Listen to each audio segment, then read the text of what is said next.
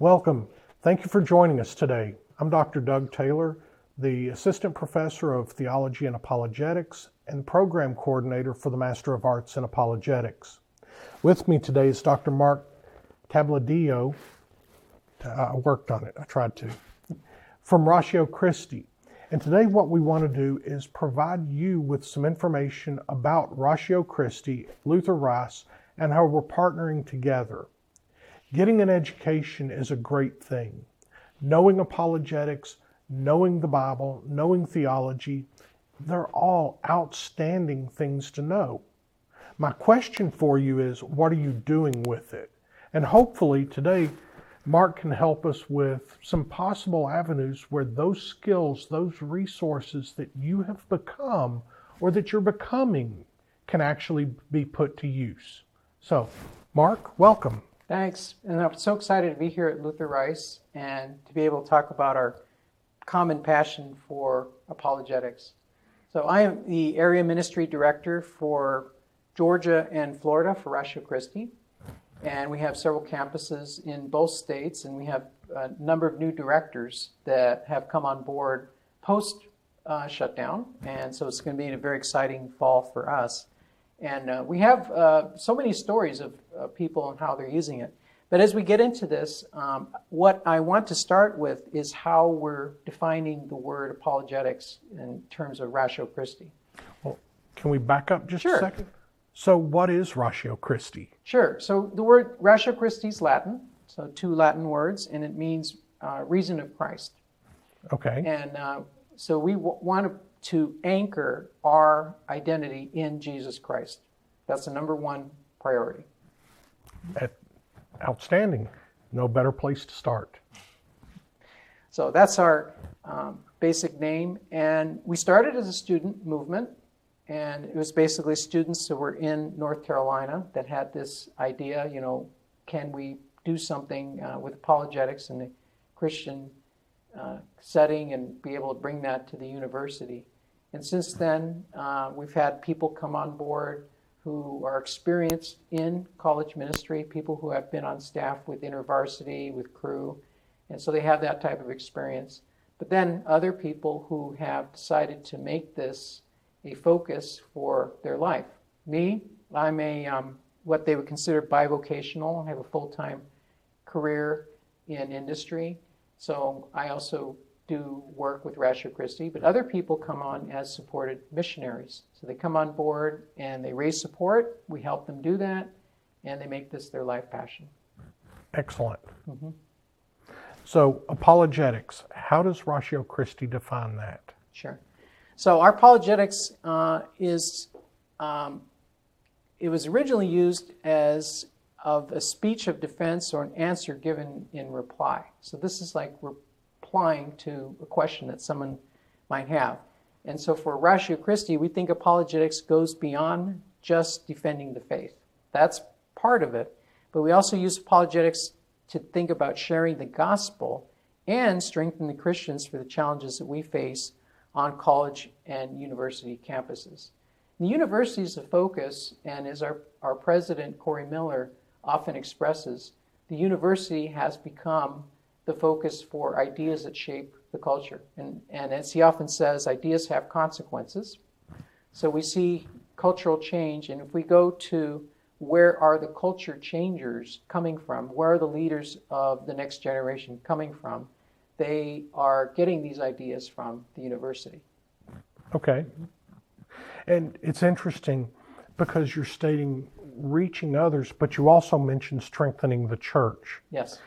And I think that's such an important aspect that we miss, because even in our classes, we will talk about reaching the lost, but I think we forget apologetics is also about strengthening the faith of the believer. Strengthens the faith of the believer. I think we're strengthened when we are in places where God can use us and God gives us a challenge. And how many stories in the Bible were challenge stories from the very beginning in Genesis and all throughout the Bible? God gave different people different challenges that were appropriate for their time and their place. So The variety of stories in the Bible, I think, goes to the diversity. When we talk about the diversity of people that God's made, we're so different in our skills and in the settings where God's put us. And we see that diversity today in even Ratio Christi. So while we may have a standard structure, we also have a diversity of gifts and training and background of people who have come along. Excellent. Mm-hmm. Now, one of the statistics that is concerning to many people in the church is that maybe 75% of students might leave their faith during the time they're in college. And I'm talking about secular colleges. So we have many people who are Christians or send their young people to these colleges, and they wonder, well, how does that happen? How is it possible that they were so committed, in youth programs, then they get to the university and maybe they're challenged by ideas that they didn't see previously. But I think, as we know, the ideas even challenged much earlier. So because of the internet and the availability of material, kids are being challenged as early as high school, and some of the really bright ones even as early as middle school. And even for that reason, too, we do have a focus to think about what can we do for high school students, because that's also part of the entire picture. Okay. Mm-hmm. So we're thinking about college campuses, and our normative setup is to have chapter directors at different college campuses. And sometimes, and we have, and in fact it's true in Georgia and Florida, we have several campuses where we have multiple directors. So we think that's very similar to other college ministries, and when God provides that opportunity for multiple people to work at the same university, that makes it even stronger. So we want to develop students. So those chapter directors will be developing student leaders. That's one of the outcomes. So these would be students who would be officers in the club. We want them to be recognized student organizations. So that taps into the wealth that the university has in terms of resources, meeting space. In terms of even here in Georgia, we hosted several debates at Kennesaw State University, and they were able to qualify for funds from the school to pay for the event. Excellent. Yeah, so and we're talking about like in the thousands of dollars. So by qualifying as a student organization, they were able to use those funds to bring thoughtful Christian discussions to the campus. And by the way, Kennesaw State was so happy, they gave even that presentation, which was co-sponsored with the History Club, they gave them the award for the top produced student event for that year. So it's also a witness to the quality and excellence of what they were able to pull together. Excellent. So it's not just about being busy, but it's doing the work and doing it well. Doing the work and doing it well, showing that they are, interested in the campus, and then people there at the university, it's a witness to them to show them the thoughtful this discussion, the intellectual discussions. And universities, in the public university space, are definitely where we can bring the Christian message. Excellent. Now, we do focus on public universities, and the reason is there's a legal reason in the United States. We have, as Christians, the right to have our message there. And we have a partnership with Alliance Defending Freedom, which is a legal organization that sometimes helps us to clarify that for the school leadership. And Kennesaw State, again, that I just mentioned, that same year we won an award, we also took them to court.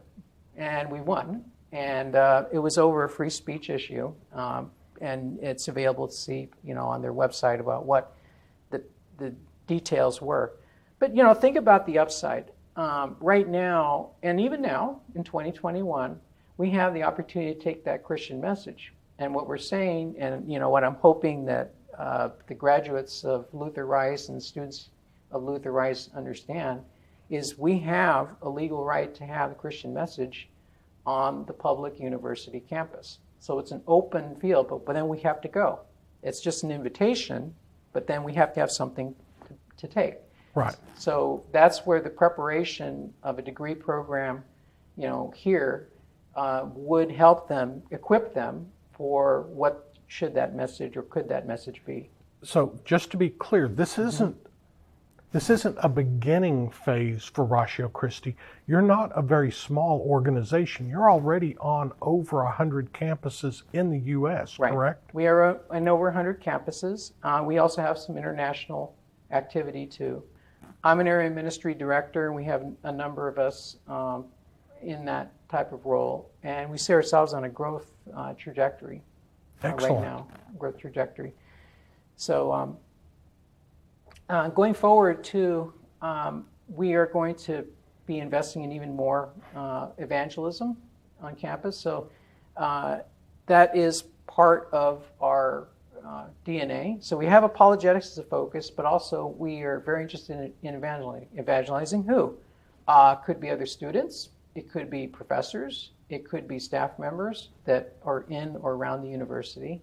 And then I earlier mentioned the high school students. So we do have a formal program or approach for high school. We do have a formal program just for professors. And some of our apologists will work just with talking with professors that want to talk about issues in and around Christianity. And that's the work that they do. That is really important because you have your doctorate, I have mine, and sometimes I think some of the students will inadvertently place us on a pedestal that, they know so much. Mm-hmm. And the reality is, sure we do, but we know a lot about a very small slice of all that's out there that's available to be known. Mm-hmm. So when we start these interdisciplinary conversations, I think it only strengthens the church. It's okay to admit, I don't know about whatever that particular field is. And when you show interest, you start talking with those people, you start to build that relationship, you start to connect. And it's not with an ulterior motive, but you are truly connecting and learning about things you don't currently know. Right. There's so many fields of study now, and even in my doctoral program, I had to be very prepared to defend the dissertation that I was putting forward. And the knowledge explosion has been amazing just in the last, 100 years plus. So even though they gave me a doctor of philosophy from Georgia Tech, and it really is an accurate title, I've learned actually more about philosophy after leaving school, okay? That's the reality. And I think being influenced by philosophical thinkers, for me, happening to be in Atlanta, one notable source has been William Lane Craig. So Dr. Craig has been teaching classes out of Johnson Ferry Baptist, and it's been part of my ongoing exposure. And not just Dr. Craig, but so many other people that I can learn from their video lectures, from going to conferences, from reading books. There's so much to learn. So we're going back to that professor who was trained to do whatever it is they were doing and teaching now at a university. They know their field very well.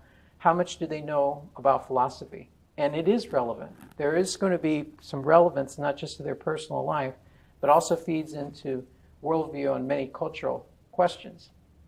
Absolutely. Mm-hmm. So we have these on-campus Christian apologetics clubs and outreach.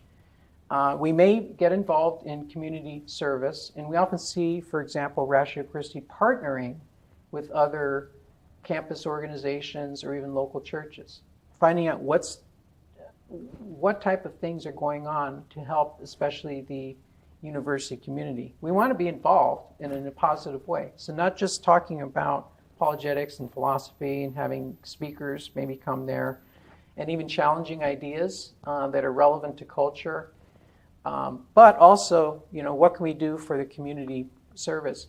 One of the new campuses that we're going to be working with, University of West Georgia, the church plant, there's a church plant there that's right next to the school. And the church made a partnership with the city there in West Georgia so that the building was partly financed by the city, and it's actually a community outreach center. So there's other things going on in the building have nothing to do necessarily with Christianity, but they just belong to the community. And then above that, they have dormitory space. Some of the students live there.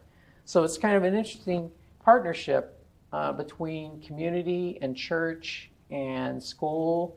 And so just a nexus of ideas, what is possible going forward into the future? What is it that people could build?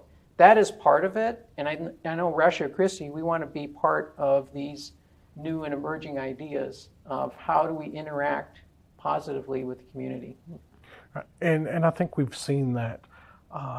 If I'm in a class and I mention the pews, I'll have some students scratch their head, and that was where my grandmother sat.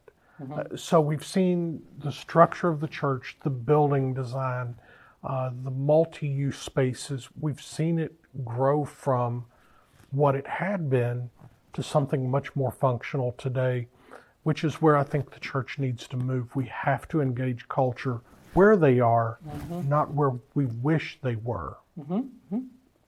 So we go there, and we want to respect other ideas on the campus. So it's not a chance for us to be screening out. And in fact, we've even found some cases where the Ratio Christi Club will make friends with the Free Thinkers Club, and they will go to each other's meetings. So they will find out, what else is out there, and they will come to our meetings, and they may have the chance to interact. And I'm going to have a chance in the near future to talk to one of those free thinker clubs, and they've already expressed, that club, that they would find it a bit intimidating to go to a church. Not that they're afraid of any particular person, but because there's already a structured format, and they're not really there to participate in the format. So they really want to have more of an interactive chance to explore ideas.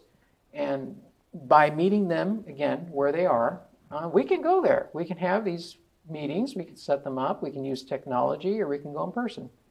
Excellent.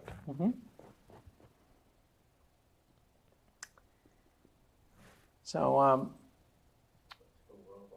did I go too fast? Oh, no, that's fine. Okay, so worldwide effort.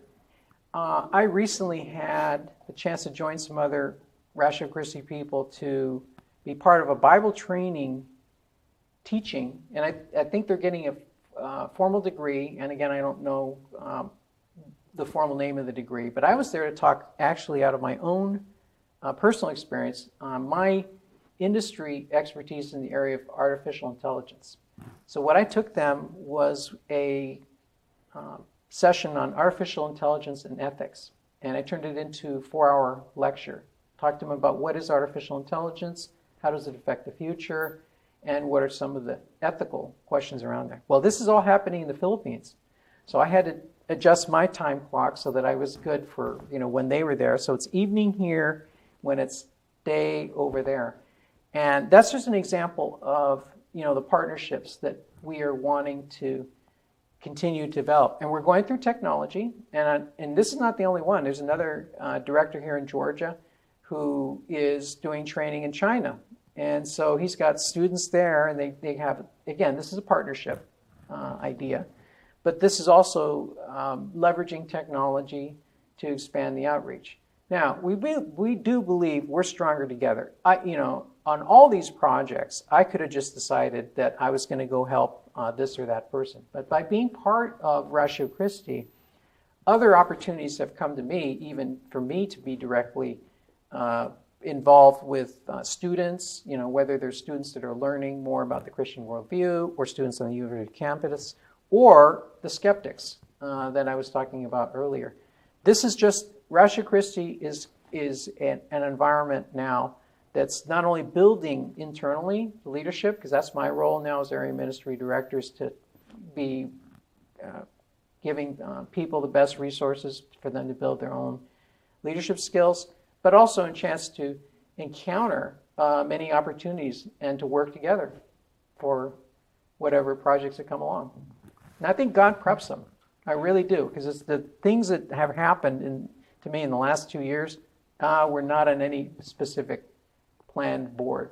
They just were new things that happened. I think it's really important because, again, we do know a lot for our fields, but collaboration makes us so much stronger. Yes. And sometimes it takes a Jethro coming along to go, you can't do this by yourself. You have to have help. And it can be tough to let go. If you are of a personality that you have to be in charge, you have to be in control, it's always been that way.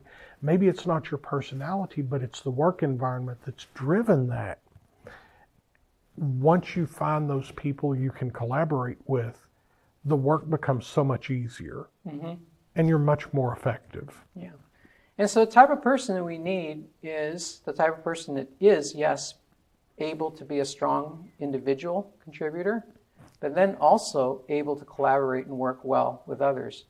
Not only taking direction, but giving direction, investing in and also taking direction. So it's a community thing that we're talking about. And again, it's also individual gifting. I know we were talking before this session about spiritual gifts. We want to build on the spiritual gifts that God's given us. And God hasn't made us identically the same. So me, in my role, area ministry director, as I work with chapter directors, I want to know very much what are their giftings and callings. What is God calling them to do? How do I help them develop and enhance those gifts? How do I help them build new gifts that they think they need for where God's called them? These are some of the introspective questions that are part of it.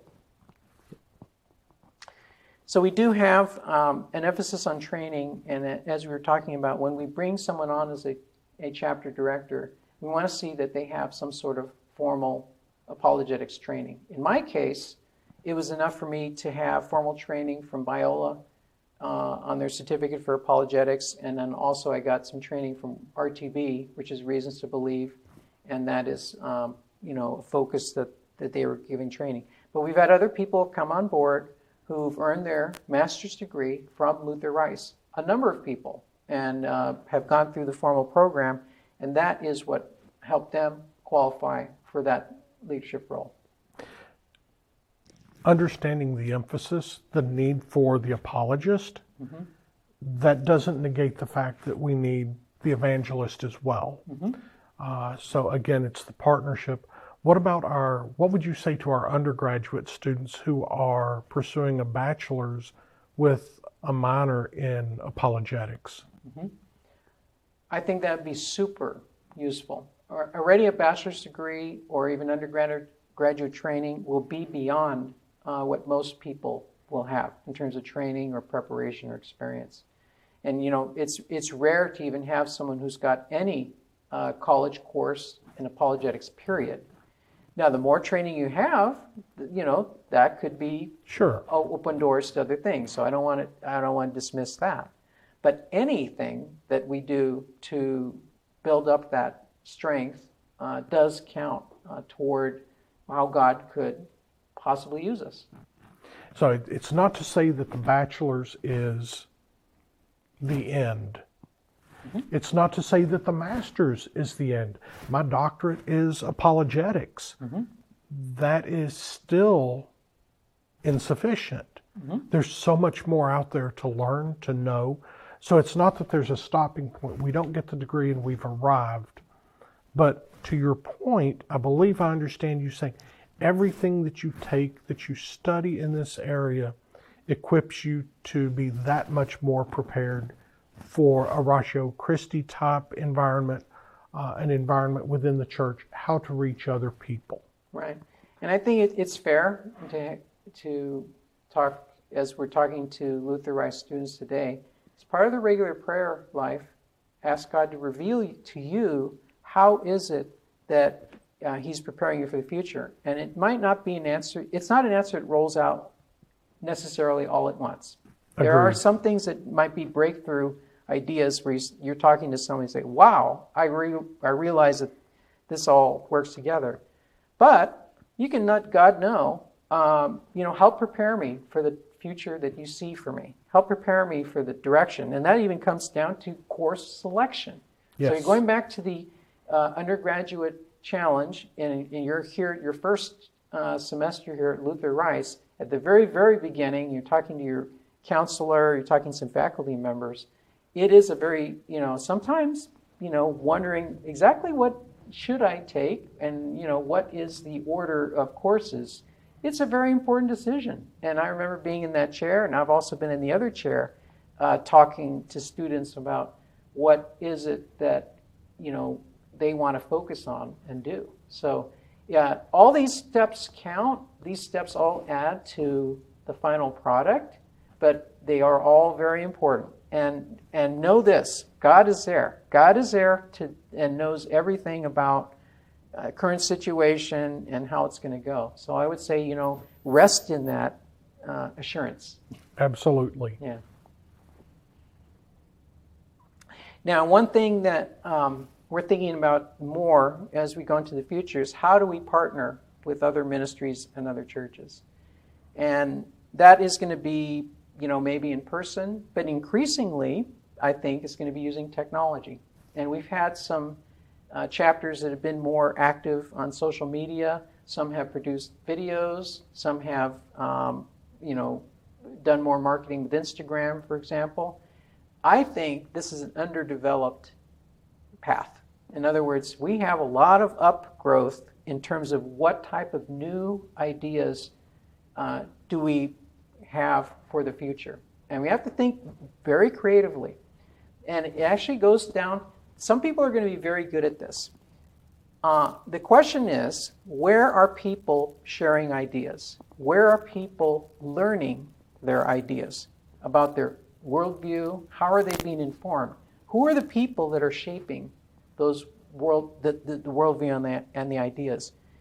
And the answer to that question has directly to do with our idea here about evangelism. Because evangelism has to do with going to where the people are. And it's not necessarily just about physical geography. It also has to do with who is influential and how are they influential.